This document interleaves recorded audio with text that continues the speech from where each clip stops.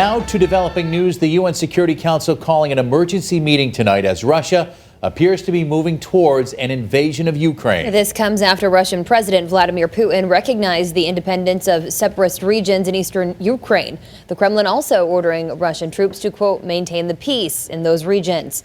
The Deputy National Security Advisor speaking on the White House's plan as it stands right now.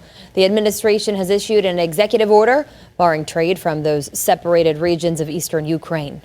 We've also said that we plan to take additional actions tomorrow in terms of what is actually happening on the ground in the Donbas region of Ukraine. We have seen reports, but we are basing our actions on what Russia actually does, not the statements that Russia makes. We're going to continue to assess overnight any steps that Russia takes, and we will be prepared with a significant response tomorrow.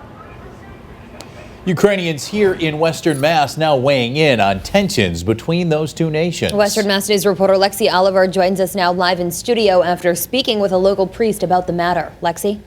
Chris and Jordan, Father Andriy Krip was born in Ukraine and still has family that lives there. He says he's following the situation closely and hopes things can be resolved peacefully.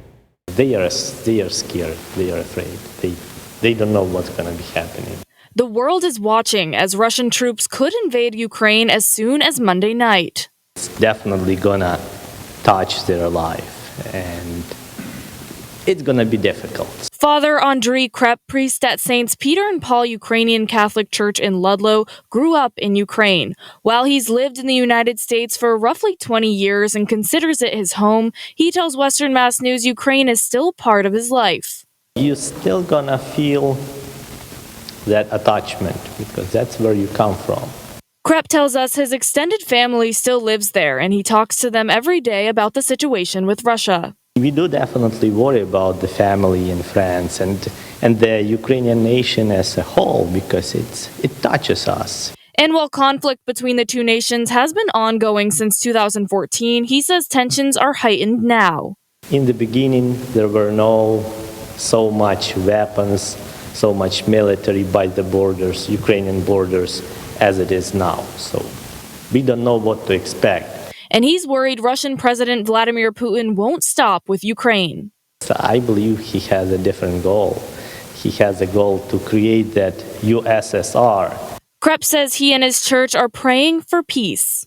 We always hope there will be peace. We always hope that it can be somehow resolved peacefully.